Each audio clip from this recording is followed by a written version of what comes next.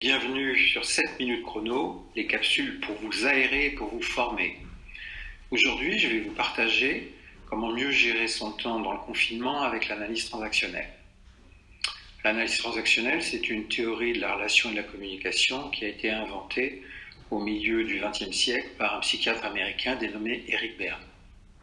Et Eric Berne, dans cette théorie, et en particulier sur ce qui concerne la motivation, a identifié que nous étions, nous êtres humains, nous avions besoin de structure. Et nous avions une manière unique de structurer à la fois notre espace et notre temps. Et pour vous parler de ça, je vais m'inspirer d'un article écrit par Agnès Le Guernic, que vous pourrez trouver sur son blog, analyse-transactionnelle.fr.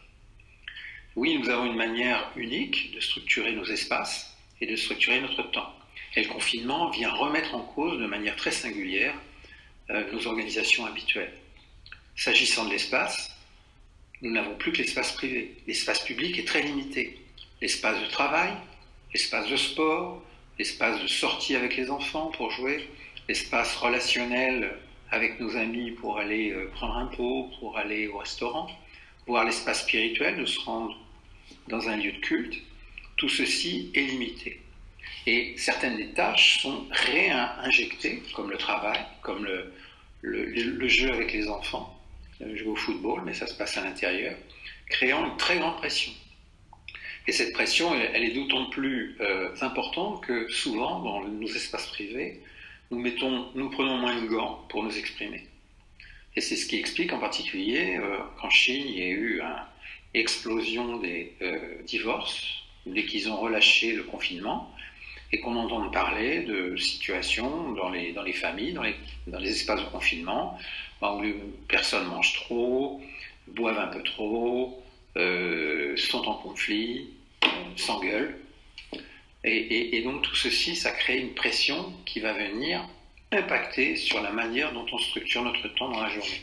Parce que là encore, notre manière de structurer le temps a changé. Et potentiellement, le temps consacré au conflit, qu'on appelle les jeux psychologiques, eh bien, est singulièrement, potentiellement plus important. En analyse transactionnelle, en effet, on structure le temps suivant 6 modalités. Et la première, c'est le retrait. Le retrait, ça permet de nous retrouver, ça permet de faire baisser la pression, ça permet de prendre du recul. Avons-nous aujourd'hui assez d'espace de retrait? La deuxième manière, c'est ce qu'on appelle les rituels. Les rituels, ça nous permet de passer d'un état, d'une tâche, à un autre. Exemple, le rituel du café le matin, le rituel de dire bonjour, ça fait le lien entre je ne suis pas encore arrivé à mon travail ou j'arrive à mon travail et je vais me mettre à travailler, ce qu'on appelle l'activité. Ça crée un sas, ça crée un rééquilibrage énergétique. Troisième manière, c'est ce qu'on appelle les passe-temps, qui permettent d'être plus dans du menu dialogue à travers le sport, les enfants, la famille, les vacances, etc., qui nous permettent de créer du lien. Alors la bonne nouvelle, c'est qu'il y a des apéros à distance qui se mettent en place, qui permettent de répondre à ce besoin. Quatrième manière, c'est l'activité.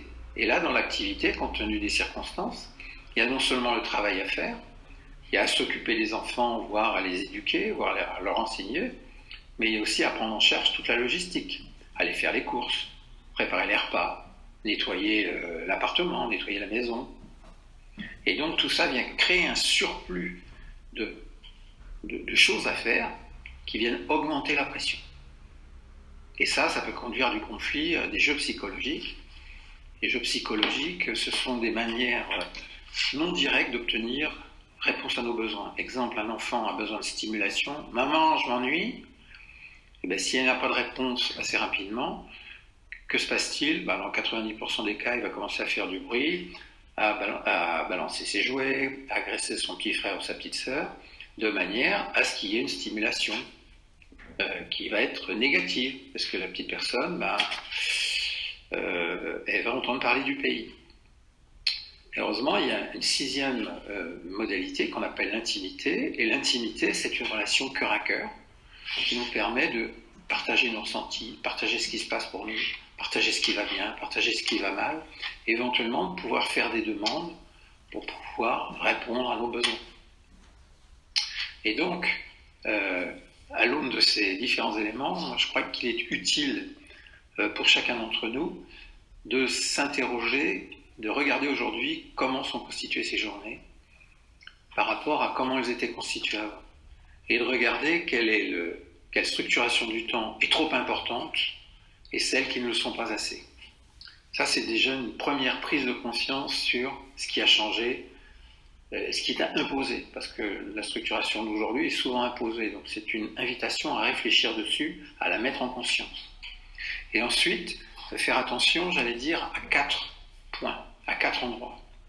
La première, c'est de se questionner sur le retrait. Est-ce que vous avez suffisamment de temps de retrait pour vous? Est-ce que vous avez suffisamment d'espace de retrait pour pouvoir faire baisser la pression, pour pouvoir avoir du temps pour vous retrouver? Ça, c'est le premier point. Le deuxième point, ça concerne ce que j'appelle la régulation, c'est-à-dire de pouvoir mettre en place des temps d'échange dans l'intimité, dans le cœur à cœur. Mais ceci a une condition, c'est que ce soit possible. J'allais dire que vous fassiez suffisamment confiance les uns les autres pour que ceci ne dérape pas et, j'allais dire, ne se transforme pas en violence. Et donc, il faut une certaine capacité à pouvoir être tranquille sur l'expression de ses émotions, de ses sentiments, et capacité à faire des demandes directes. Le troisième point, c'est, dès qu'il s'agit d'activité, vous avez intérêt à passer des contrats. C'est quoi, qui, comment, quels moyens, qui utilise le salon, qui utilise la salle à manger, quand, que fait l'autre, et comment se répartissent les courses, comment se répartit le ménage, etc. Et enfin, la quatrième, ce serait de pouvoir vous créer des rituels. Moi, j'ai un ami qui, pour bien marquer qu'il entre en travail, et bien dorénavant, il se met en costume. Voilà. Cette capsule vous a été présentée par Olivier Montada, et j'espère que vous saurez trouver des conseils qui vous seront utiles pour vous.